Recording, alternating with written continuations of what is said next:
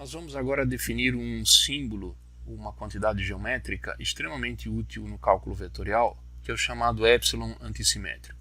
A letra epsilon é a letra grega e este objeto tem 3 índices, que eu vou denotar por i, j e k, sendo que estes índices i, j e k podem variar de 1 até 3.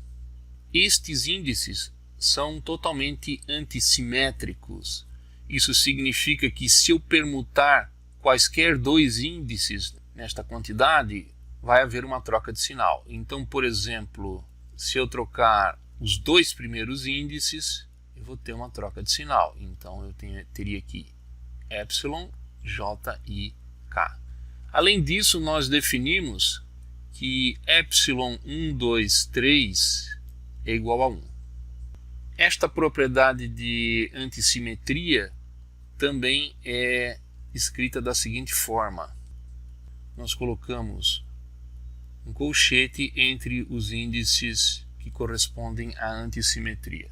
Notemos ainda o seguinte: se qualquer um destes índices for repetido, por exemplo, o primeiro e o segundo são repetidos, obviamente isso aqui vai dar 0, né? Por quê? Se eu permutar os 2 primeiros índices, eu vou ter menos i e k. Um objeto que é igual a um negativo dele mesmo só pode ser 0, né? Então isso aqui obrigatoriamente é 0. Outra propriedade interessante é a seguinte: se eu fizer uma permutação cíclica nos índices, por exemplo, eu vou colocar aqui o k na frente do i, e o i, digamos, empurra o j. Não há mudança de sinal, por quê? Porque aqui aconteceram 2 permutações de índices. Ou seja, o i eu troquei pelo k e o j troquei pelo i. Então, 2 permutações correspondem a 2 mudanças de sinal, que correspondem a nenhuma mudança de sinal. Eu posso fazer então aqui mais uma permutação cíclica, colocando o j na frente, epsilon jki. Se eu tenho aqui o produto vetorial de um vetor A para um vetor B, eu quero extrair aqui a componente I deste produto vetorial. Então eu posso escrever isto da seguinte maneira: um somatório envolvendo j e k de 1 até 3 e epsilon i jk, componente j do vetor A e componente k do vetor B. Eu coloquei os índices j e k na parte superior dos símbolos que denotam os vetores. Então, por exemplo, o vetor A tem componentes A1, A2, A3 e o B similarmente.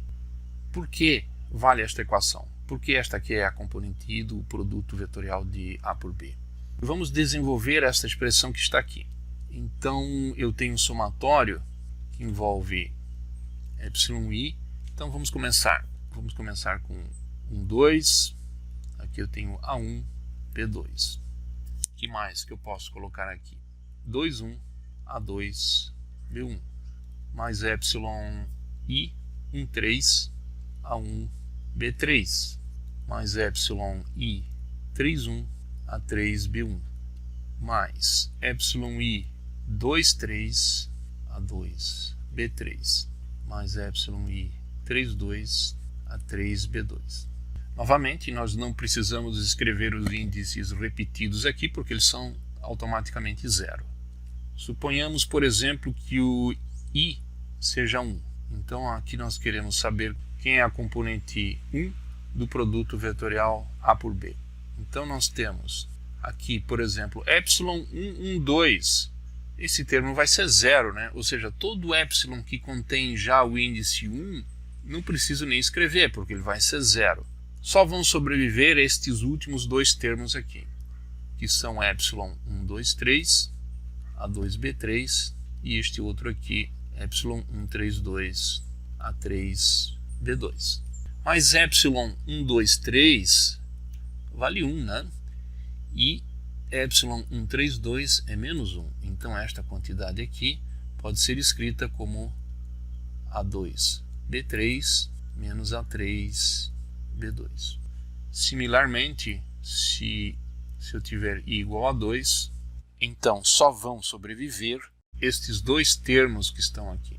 ε2, 1, 3, A1, B3, mais ε2, 3, 1, A3, B1.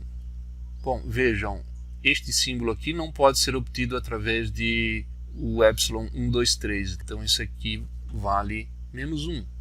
Este símbolo aqui pode ser obtido através de uma permutação cíclica de ε1, 2, 3. Portanto, ele vale 1. Então aqui eu tenho A3B1 menos A1B3. Se eu tiver I igual a 3, eu tenho uma situação similar. Só vão sobreviver os dois primeiros termos. Esta quantidade aqui pode ser obtida através de uma permutação cíclica de 1, 2, 3.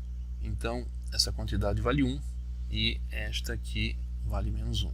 Então, aqui eu tenho A1B2 menos A2B1. Vamos verificar que estas realmente são as componentes 1, 2, 3 do produto vetorial de A por B. Vamos usar o método tradicional. A vetor B pode ser calculado assim. Nós calculamos o determinante desta matriz. Então, primeiro, a componente I é A2B3. Agora eu faço nesta direção aqui, então eu tenho menos A3B2.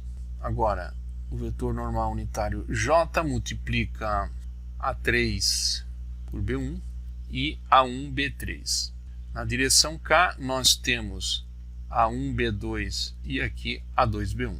Então vejam, a primeira componente realmente é esta dada, esta que nós escrevemos aqui. A segunda é esta e a terceira também.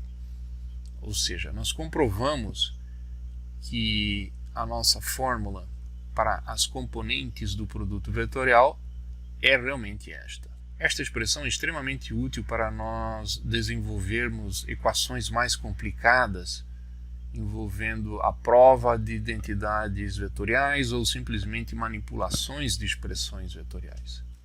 Uma última observação: nós também costumamos escrever esta expressão da seguinte maneira: εij k a j bk. Notemos que aqui eu simplesmente omiti o somatório. Isso porque fica subentendido que quando nós temos índices repetidos, nós temos uma soma nesses índices. No caso aqui é o J e o K. O índice I é um índice livre, ou seja, é o índice que vai aparecer no lado esquerdo da equação. Esta é a chamada convenção de Einstein.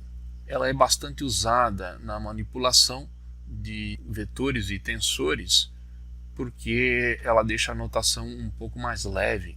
Eu não preciso ficar escrevendo somatórios e somatórios em cada expressão do meu desenvolvimento. Esta é outra razão também pela qual eu usei índices superiores para as componentes dos meus vetores. Normalmente índices repetidos aparecem em andares diferentes.